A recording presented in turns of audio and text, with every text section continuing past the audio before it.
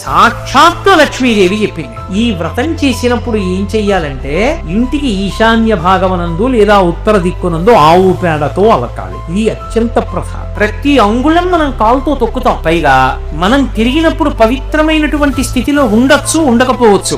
అక్కడ ఎంతో ధూళి పడుతుంది, అనేకమైన పురుగులు పాకుతాయి, అక్కడ మలమూత్రాలు విసర్జిస్తాయి. చీపురుతో తుడిచినంత మాత్రాన, నీటితో కడిగినంత మాత్రాన ఆ అపరిశుభ్రత అంతా పోయి భగవంతుడు వచ్చి కూర్చోడానికి కావలసినంత యోగ్యత భూమికి సిద్ధించదు.